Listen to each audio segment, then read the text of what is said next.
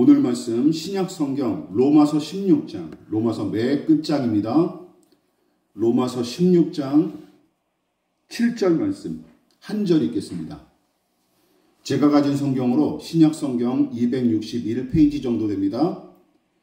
신약 성경 로마서 16장 7절 말씀 찾으신 줄 알고 우리 다 같이 함께 합독하도록 하겠습니다. 자, 시작. 내 친척이요 나와 함께 갇혔던 안드로니고와 유니아에게 문안하라.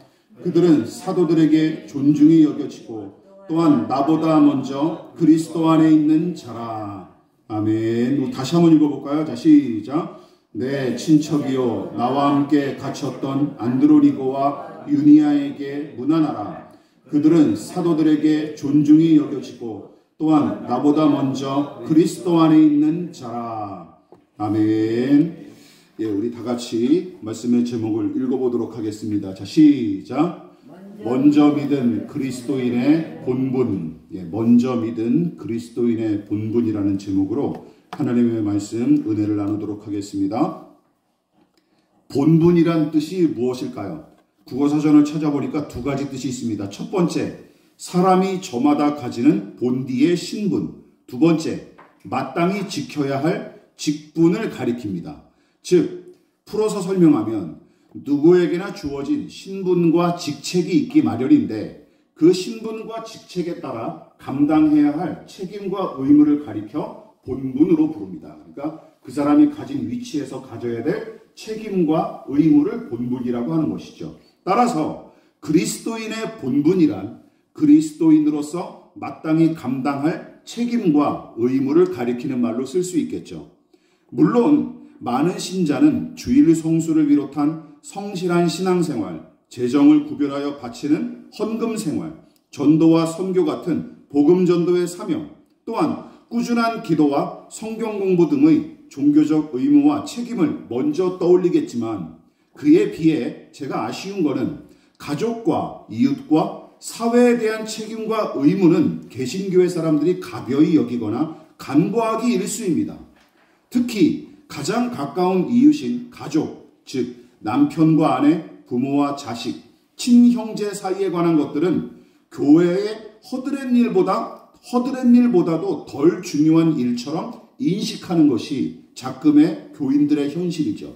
게다가 많은 사람이 가족과 가정의 테두리에서 벗어나기를 바라는 경우가 많은데 그 관계에서 비롯된 책임과 의무가 어릴 적부터 매우 막중했을 뿐만 아니라 그로 인해 받은 부담과 상처 역시 꽤 무겁고 너무나 아팠기 때문이죠. 그래서 고도원의 아침 편지로 널리 알려진 고도원 작가는 가족 간의 상처에 대해서 이런 글을 남긴 적이 있습니다. 제가 읽어볼게요. 가족 간의 상처는 필연입니다. 가장 가까운 존재이기 때문입니다. 가깝기 때문에 부딪히고 긁히고 아파합니다.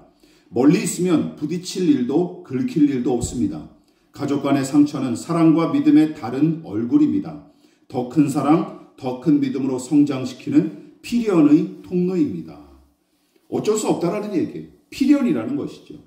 이처럼 누구보다 나를 잘 아는 가족이 가장 큰 위로와 힘이 되기도 하지만 나의 치명적인 약점을 가장 잘 찔러서 아프게 하고 또한 자주 흉한 상처기를 내는 사람들도 정작은 가족이죠. 그렇다면 예수 믿는 순간부터는 그런 문제에서 자유로워질까요? 전혀 그렇지 않습니다. 예배당은 세상과 단절된 공간이 아니죠. 또한 교회는 기존의 인간관계를 죄다 폐기하고 교인들끼리 희희낙낙하는 것도 아닙니다. 물론 이단과 사이비는 그렇게 부추기죠. 기존의 관계 다 끊어버리고 목사님만 믿어라, 너네 구역장님만 믿어라 이런 식으로 호도를 하죠. 오히려 신앙이 깊어질수록 인간관계는 더욱 생생하게 와닿고 그 중에서도 가족관계가 특히 그러합니다. 저는 그 경험을 살아오면서 더 깊이 체험했습니다. 하나님의 신실한 종인 사도 바울도 예외가 아니었어요. 바울은 그저 하나님과의 관계만 잘 맺자며 떠버리면서 인간관계를 등한시하는 광신자가 아니었습니다. 바울은 그런 면에서 신약 성경 중 바울이 교회에 쓴 편지를 보면 항상 교우들의 안부를 묻고 서로 보살펴주기를 부탁하는 내용이 반드시 들어가 있어요. 일가 친척에 관한 생각도 마찬가지입니다. 로마서 16장은 복음과 교회를 위해 일한 동역자들을 일일이 언급함과 동시에 서로 안부를 물으며 교제하려는 바울의 따뜻한 성품을 느낄 수 있는 본문이에요. 그런데 오늘 설교는 바울의 관점에서 다른 사람들을 바라보는 것이 아니라 거꾸로 다른 사람의 관점에서 이 사도 바울을 바라보려고 합니다. 자, 그 중에서도 바울의 친척이면서 그보다 먼저 예수 믿은 두 사람이 오늘 본문에 등장하는데 이 사람들의 이력을 살펴보고 그들이 회심 전후의 바울을 어떻게 대했을지 성경의 문맥과 정황을 살펴보면서 함께 은혜를 나누도록 하겠습니다. 자, 언급한 두 사람은 7절에 등장하는 누굽니까? 안드로니고와 유니아란 사람이에요. 무엇보다 7절은 두 사람의 이력을 대략 5가지 정도로 말해주는데 그 내용을 정리하면 다음과 같습니다. 첫 번째, 뭐라고 기록했어요? 시작! 내 친척이라고 했습니다. 친척이라고 번역한 이 히라보 단어는 바로 쉰게네스인데 동포, 친족, 혈연자라는 뜻을 포함하고 있습니다. 물론 어떤 다른 성경 번역본은 이 단어를 내 동포로 번역하기도 했지만 대부분 신학자는 두 사람을 바울의 친척으로 보고 있다는 것이죠. 이게 가능성이 더 큽니다. 자, 두 번째, 이 사람들은 어떤 사람들입니까? 시작! 나와 함께 갇혔던. 여러분, 이 구절은 두 사람의 불법과 불의로 인해 투옥된 사실을 기록한 것이 아니라 바울처럼 복음을 전하다가 투옥된 사실을 언급한 내용이에요. 자, 그만큼 바울 못지않게 어떻게 알 수 있을까? 이 사람들 주와 복음을 위해서 진즉부터 헌신했던 인물들임을 엿볼 수 있는 내용입니다. 자, 세 번째, 이 사람들의 이름이 나오죠. 읽어볼까요? 시작! 안드로니고와 유니아. 자, 보면 안드로니고라는 이름은 당시 남성들이 주로 사용하는 이름이었지만 유니아는 약간 중성적인 측면이 있습니다. 여자도 유니아라는 사람이 있었고 남자도 유니아라는 사람이 있었어요. 우리나라 이름도 그런 이름이 있지 않습니까? 중성적인 이름. 그래서 애매한 면이 일부 있지만 신학자들은 이 사람들을 대개 부부라고 해석합니다. 부부였다라고 해석하는 것이 문맥상 잘 어울려요. 자, 네 번째, 이 사람들은 어떤 사람이었어요? 앞에만 읽어볼게요. 시작! 그들은 사도들에게 존중이 여겨지고, 이 구절이 있죠. 이 말인즉슨 사도들에게 존경받는 사람들이란 뜻과 함께 어떤 뜻이 또 있냐? 사도들 가운데서 특히 존경받는 사람으로도 해석이 가능합니다. 미묘한 차이 같지만 두 해석에는 큰 차이가 존재하죠. 전자는 두 사람의 직분과 직책을 알 수가 없습니다. 바울처럼 사도의 직책을 얻었거나 혹은 일반적인 평신도 전도자일 수 있는 것이죠. 근데 후자의 경우는 두 사람이 사도로 부름을 받았고 그 중에서도 신앙과 인격이 여느 사람보다 뛰어났다고 볼 수 있는 것이죠. 자, 그렇지 않다면 교회 안에서 두루두루 존경받을 수는 없습니다. 게다가 당시 초대교회 아닙니까? 어쨌든 어떤 결론을 내릴 수 있어요? 이 사람들이 사도든 아니든 상관없이 두 사람의 인격과 신앙이 매우 탁월하고 성숙했다는 사실은 틀림없습니다. 자, 마지막 5번째. 이 사람들의 이력을 알 수 있는 내용 뭡니까? 시작! 나보다 먼저 그리스도 안에 있는 자. 자, 이 부분이 오늘 설교의 핵심입니다. 여러분, 이 말을 통해 바울이 그 가문의 첫 번째 그리스도인이 아니었음을 우리는 유추해 볼 수 있죠. 안드로니고와 유니아가 먼저 믿었습니다. 바울보다. 즉 어떤 내용을 알 수 있어요? 두 사람이 바울보다 먼저 예수를 영접하고 교회의 일원이 됐다라는 사실을 유추해 볼 수 있는 것이죠. 거듭난 믿음으로 예수의 제자가 된 바울의 친척은 안드로니고와 유니아뿐만이 아닙니다. 오늘 본문 11절에 보면 내 친척 헤로디온이라고 언급한 인물이 또 등장해요. 그러니까 바울의 일가 친척 중 그리스도인으로서 성경이 직접 언급한 인물이 3사람 등장하는 거예요. 신약 성경에. 누굽니까? 안드로니고와 유니아 그리고 헤로디온까지 모두 3사람인 것이죠. 물론 바울보다 먼저 믿은 친척이라고 직접 언급한 사람은 2사람밖에 없습니다. 누구? 오늘 본문의 주인공인 안드로니고와 유니아 2사람밖에 없죠.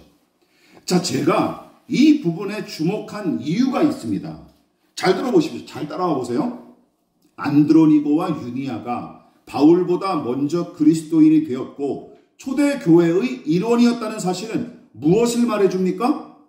바울이 회심하기 전 유대교의 열혈 신봉자였을 때, 즉 사도행전 9장의 기록대로 그가 살기 등등한 모습으로 교회와 그리스도인들을 무섭게 핍박하면서 스데반 집사를 잡아 죽이는 일에 편들었을 때도 두 사람은 어떤 상태였다는 거예요?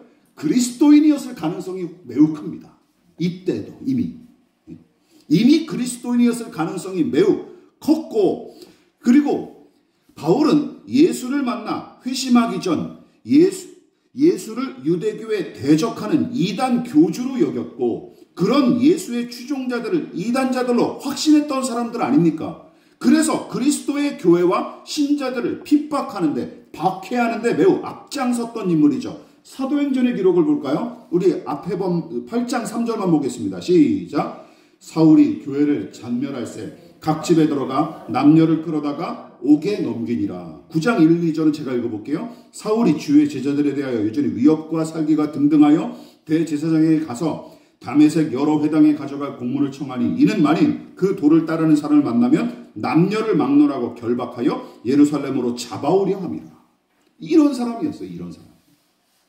그러니까 당시 믿음의 사람들, 신자들의 처지에서 보면 사울이었던 바울은 교회와 그리스도인의 원수이자 또한 다른 측면으로 공포의 대상이었던 것이죠. 당연한 일 아닙니까? 이웃의 물건을 훔치거나 사람의 생명을 빼앗은 적이 없었던 선량한 그리스도인들을 단지 유대교 전통과 교리에서 어긋났다는 이유 하나만으로 잡아 죽이는데 앞장섰으니 말입니다. 그러므로 회심하기 전에 바울은 두려움과 미움의 대상이었을 것입니다. 심지어 교인들은 사울이 예수를 믿고 변화되었어도 곧장 형제로 받아들일 수 없을 만큼 무서워서 경계했어요. 사도행전이 그 사실을 또 방증해 주죠. 9장 26절 읽어볼게요. 시작. 사울이 예루살렘에 가서 제자들을 사귀고자 하나 다 두려워하여 그가 제자됨을 믿지 아니하여. 당연하죠. 여러분 같으면 믿겠습니까? 믿겠습니까? 사상 검증을 하겠죠. 어제까지는 예수와 믿는 자들을 다 박멸하겠다고 앞장섰던 사람이 오늘은 예수를 위해 살겠다고 주장하니 고지곳대로 믿기 어려운 게 사실입니다. 오죽하면 신실한 바나바 집사까지 나서서 사울이 회심한 사실을 변호하려고 무진장 애를 썼을까요? 쉽지 않았습니다. 그만큼 박해자였던 이 사울에 대한 성도들의 적개심과 두려움이 매우 컸던 게 사실입니다. 여러분이 초대교회 교인이었다면 청년 사울을 어떻게 생각했을까요? 또한 그가 변화했다고 주장한다면 당장 그가 저지른 과오를 용서하고 형제로 받아들일 수 있겠습니까? 어려운 일이에요. 어려운 일이에요. 여기서 안드로니고와 유니아의 처지가 되어보십시다. 그 두 사람의 처지가 되어보시자라는 얘기죠.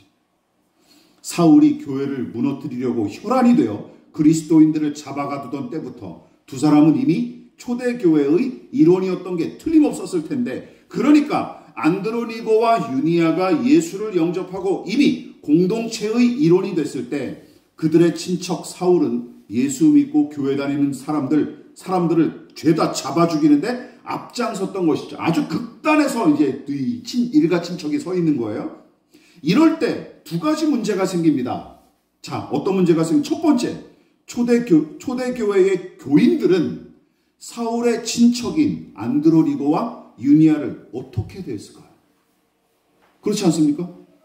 이 교회를 무너뜨리는 원수의 친척이에요. 여러분들은 만약 이런 사람이 교회를 다닌다면 이 교인을 어떻게 대접하겠습니까? 두 번째, 또한 두 사람은 박해자이자 친척인, 이제 당사자인 안드로니고와 유니아는 박해자이자 친척인 사울에 대해 어떤 고민을 했을까요? 자, 그것에 관해서 우리가 각각 나눠보도록 하겠습니다. 첫 번째, 사울의 친척인 안드로니고와 유니아를 향한 교회의 태도를 살펴볼 필요가 있어요. 교회는 박해자 사울로 인한 피해가 만만치 않았습니다. 심지어 죽는 사람도 있었어요.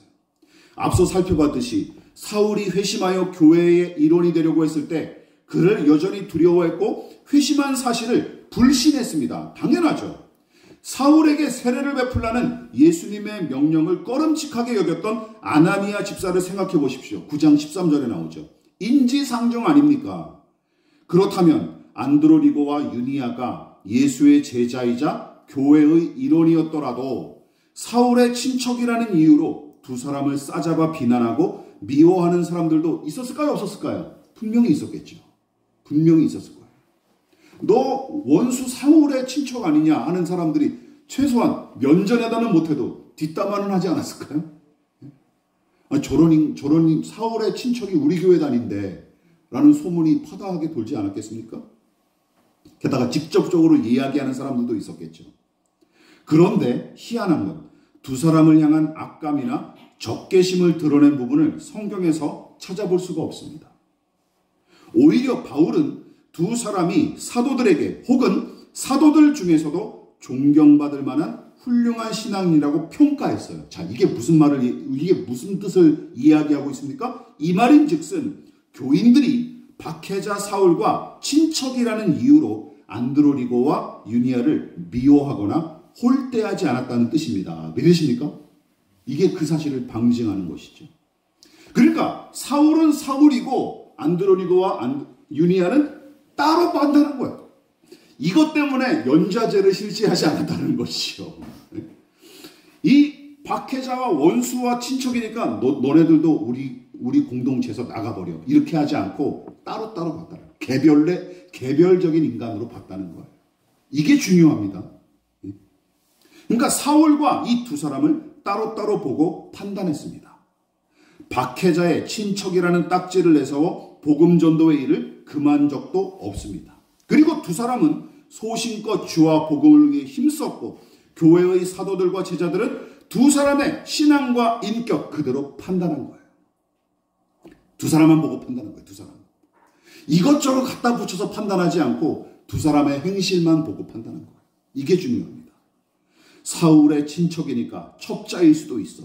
혹시 첩자는 아닐지라도 사울처럼 무자비한 사람들일 거야.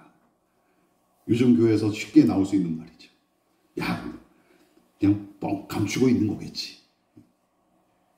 이런 식으로 오해하고 비난할 수 있었을 텐데 그런 식으로 매도하기는커녕 사도들한테도 칭찬을 듣고 존경받았으니 전반적인 교회의 분위기도 마찬가지였을 것입니다. 자, 이것이 지극히 성경적인 태도입니다.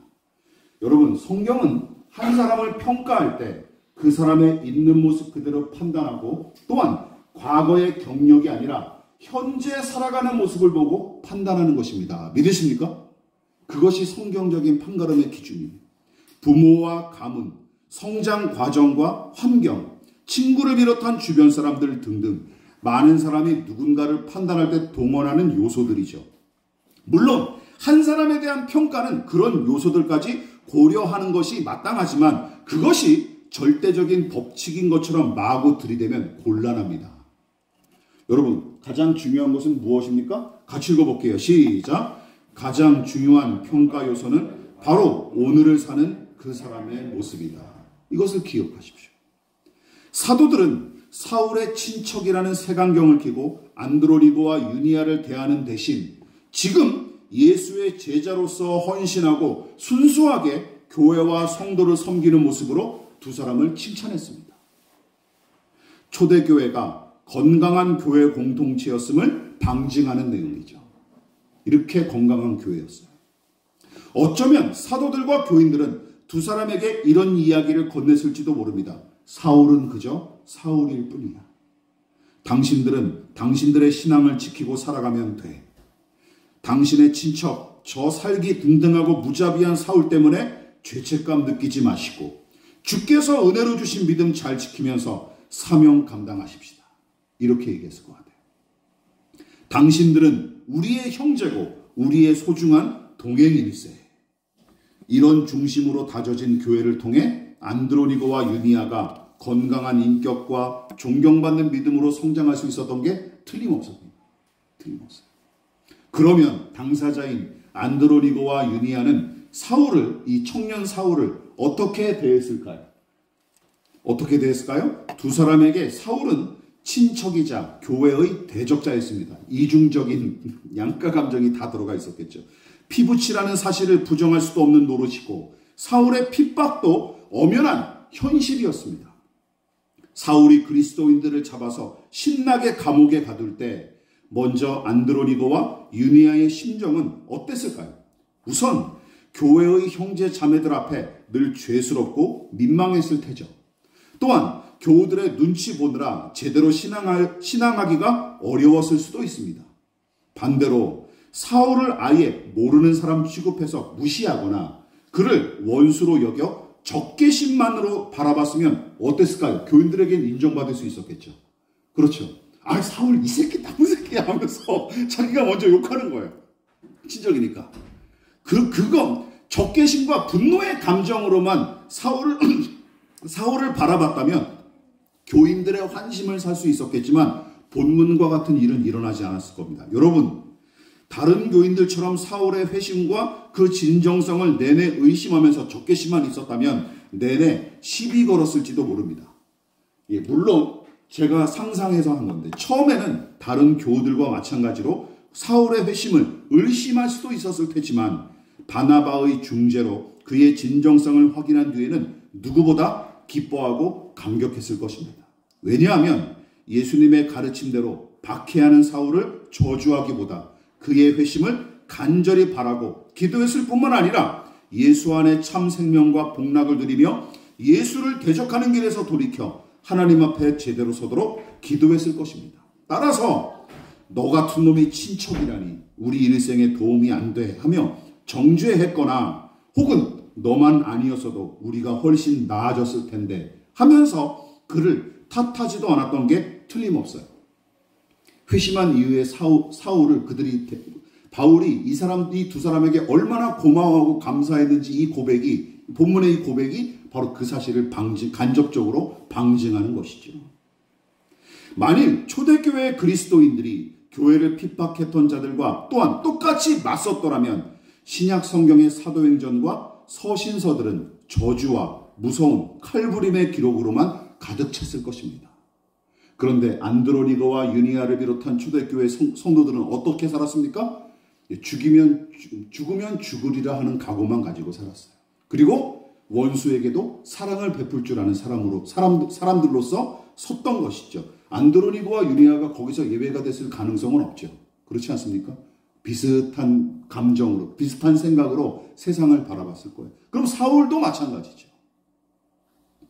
오히려 교회 공동체와 신자들은 박해하는 세력을 위해 기도했고 자기가 죽을지언정 남의 생명과 권리를 빼앗는 일은 절대로 하지 않았습니다. 이게 그 당시 교회의 모습이었어요. 안드로니거와 유니아 역시 그 마음으로 사울을 바라봤을 게 틀림없습니다. 하나님께서 우리 친척 사울에게 자비와 긍휼을 베풀어 주시기를 살아도 주를 위해 살고 죽어도 주를 위해 죽을 수 있는 사람으로 변화시켜 주시기를 사람의 생명을 빼앗는 일이 아니라 사람의 생명을 살리는 인생이 되기를 자기의 야심을 이루기 위해 몸부림치는 대신 주의 뜻을 이루기 위해 살게 해주십시오 하면서 끊임없이 기도했을 것입니다. 한마디로 이 사울을 없애버려야 할 원수가 아니라 변화하고 살려야 할 사람으로 여긴 게 틀림없어요. 믿으십니까? 변화하고 살려야 할 사람으로 말이죠. 말씀을 마무리하도록 하겠습니다.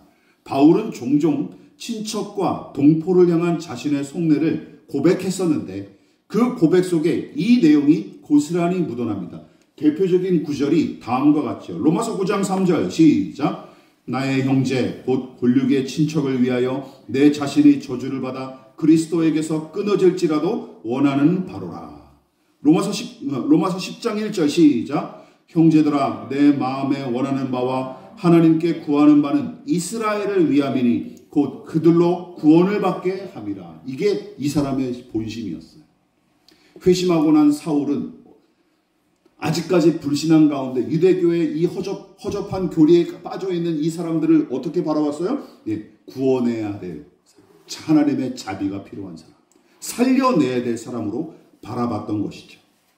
일가와 친척, 더 나아가 모든 유대인의 구원과 회심을 간절히 바라는 이 바울의 마음을 우리는 어떻게 추적할 수 있을까? 이 사람, 이 마음 어디서 배웠을까요? 두 가지죠. 당연히 예수님의 말씀과 그 본보기를 통해 배웠겠지만 한 가지 유력한 거, 친척이자 신실한 그리스도인이었던 안드로니고와 유니아한테도 배웠을 게 틀림없습니다. 믿으십니까?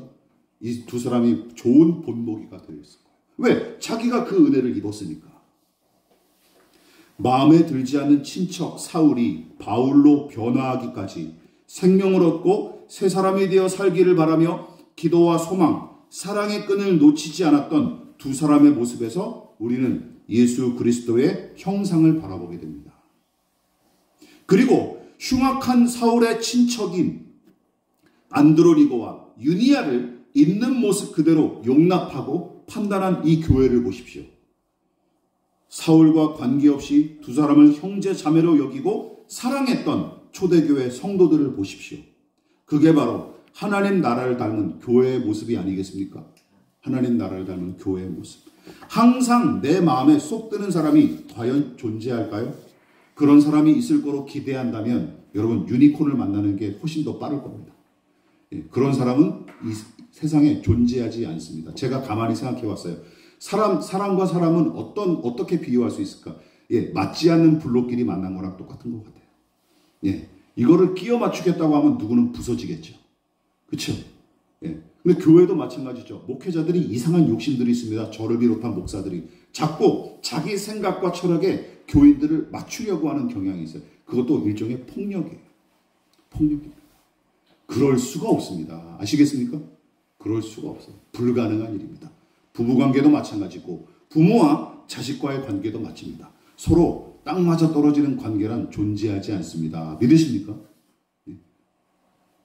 직장과 또한 일상에서 매번 맞닥뜨리는 불쾌한 사람들은 또한 어디든 존재하기 마련이죠. 매번 피한다고 능사는 아닙니다. 그렇다고 마냥 혼자 살아갈 수도 없는 노릇이죠. 그리고 둘 다 신자다운 모습과는 거리가 멀다고 할 수 있습니다. 물론 극단적으로 나를 괴롭히고 싫어하는 사람들은 멀리하고 도피할 수밖에 없는 방법도 있겠지만 그러나 신자는 뭔가 다른 모습을 보여야 하지 않겠습니까? 여러분 그럴 때마다 우리는 안드로니고와 유니아를 떠올리십시다.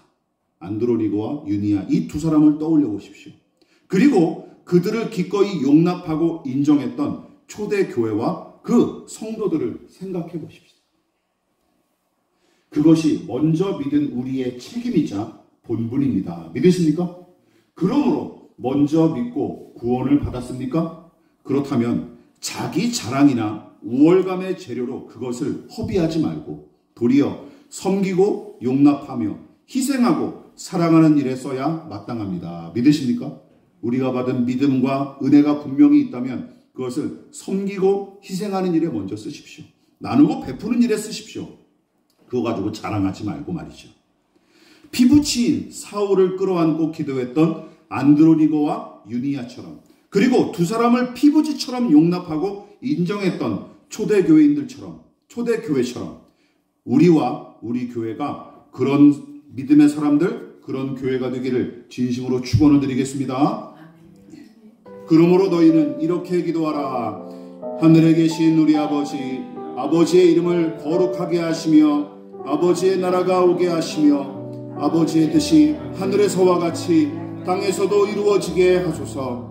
오늘 우리에게 일용할 양식을 주시고 우리가 우리에게 잘못한 사람을 용서하여 준 것 같이 우리 죄를 용서하여 주시고 우리를 시험에 빠지지 않게 하시고 악에서 구하소서. 나라와 권능과 영광이 영원히 아버지의 것입니다.